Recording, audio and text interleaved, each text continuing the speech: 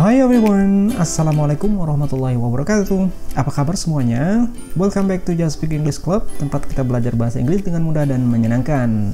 Dalam video kali ini, aku bakal ngebahas tentang saudara kembarnya descriptive text. Namanya adalah report text. Materi ini akan teman-teman pelajari di kelas 3 SMP atau di kelas 10 SMA, bahasa Inggris peminatan atau bahasa dan sastra Inggris ya sebutannya. Nah, kalau teman-teman semua sering bingung, kenapa ya teks satu ini sering dikatakan saudara kembarnya descriptive text? Lalu apa ya perbedaan keduanya ini?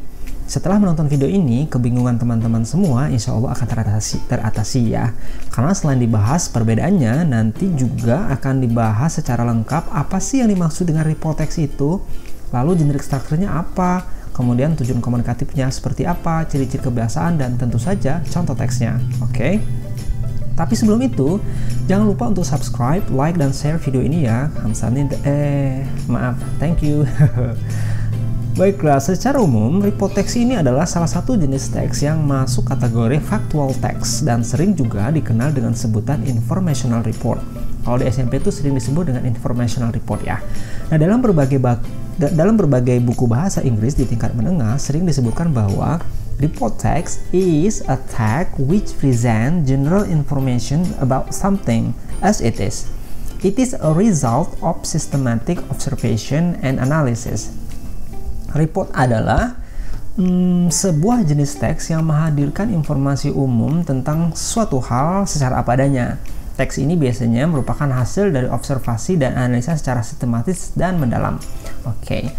Report text biasanya mendeskripsikan objek, baik itu yang berkaitan dengan fenomena alam, fenomena sosial, atau buatan manusia.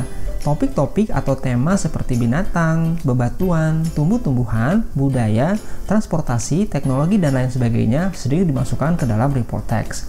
Nah, dari kedua penjelasan tersebut, secara sederhana, report text itu adalah teks yang mendeskripsikan sesuatu yang bersifat umum atau general. Nah, disinilah perbedaan mendasar antara descriptive text dan report text. Oke, meskipun sama-sama mendeskripsikan sebuah objek atau fenomena, biasanya descriptive text mendeskripsikan objek yang bersifat spesifik or particular, dan biasanya merupakan satu-satunya. Sedangkan report text itu mendeskripsikan objek yang bersifat umum atau general. Misalnya, teman-teman ingin mendeskripsikan cat, kucing ya. Kucing bisa dimasukkan ke dalam report text, tapi bisa pula dimasukkan ke dalam descriptive text. Apa bedanya?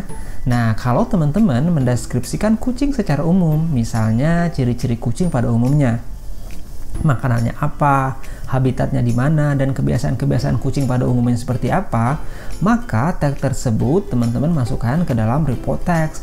Tapi jika teman-teman hanya mendeskripsikan dan menjelaskan tentang kucing yang ada di rumah teman-teman atau peliharaan teman-teman di rumah, maka ini dikelompokkan ke dalam descriptive text. Oke, sampai di sini bisa dipahami ya.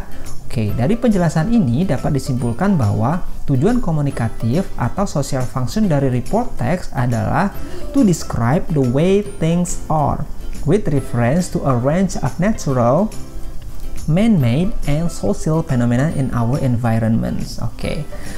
Lalu, setelah membahas tentang social function dan pengertian dari report text, kita akan membahas tentang text organization dari report text. Jadi, kalau misalkan teman-teman disuruh membuat sebuah text report, maka teman-teman harus memperhatikan generic structure-nya atau text organization-nya. Text organization-nya ada dua. Yang pertama adalah general classification. Pada bagian ini, biasanya it state a classification of general aspect of thing, animal, public place, plan, etc., which will be discussed in general. Intinya sih, dia ini ngebahas secara umum tentang objek yang akan didiskusikan. Bisa itu berupa benda, binatang, tempat-tempat umum, tumbuhan, dan seterusnya. Kemudian, pada paragraf berikutnya, atau struktur berikutnya, dia menggunakan description. Nah, description ini tells what the phenomenon under discussion in terms of parts, qualities, habit, or behaviors. Pada bagian ini biasanya memberikan gambaran fenomena-fenomena yang terjadi, baik itu bagian-bagiannya, lalu sifat-sifatnya, kebiasaan-kebiasaannya seperti apa, atau tingkah lakunya. Intinya adalah, dia ini menjabarkan secara detail mengelaborate secara rinci topik atau benda yang akan kita bahas atau objek yang akan dibahas. Oke, sampai di sini semoga teman-teman bisa memahaminya. Selanjutnya adalah bagaimana ya ciri-cirinya, atau ketika kita membaca sebuah teks ya, ada soal misalkan kita ingin membahas sebuah teks. Ada soal, kemudian kita harus mengidentifikasi ini masuk jenis teks apa ya, ciri-cirinya apa ya. Nah, teman-teman harus belajar bahwa sebuah report text itu memiliki ciri-ciri sebagai berikut. Yang paling kelihatan adalah dia menggunakan general nouns pada objek atau pada topik yang dibahas. Biasanya menggunakan kata benda yang umum ya. Misalkan nih, dia ngebahas tentang anjing.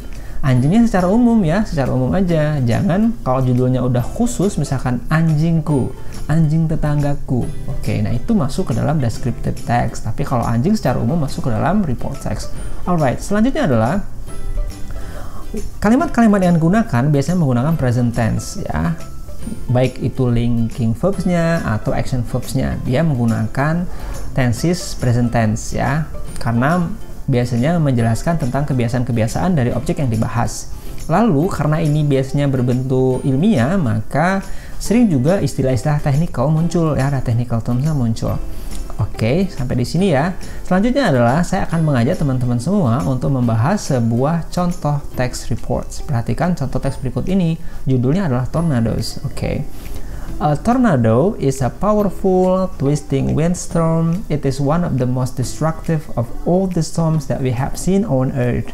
A tornado is also called a water spout. Nah, saya nggak akan ngebahas atau membaca sampai akhir ya, capek. Maaf.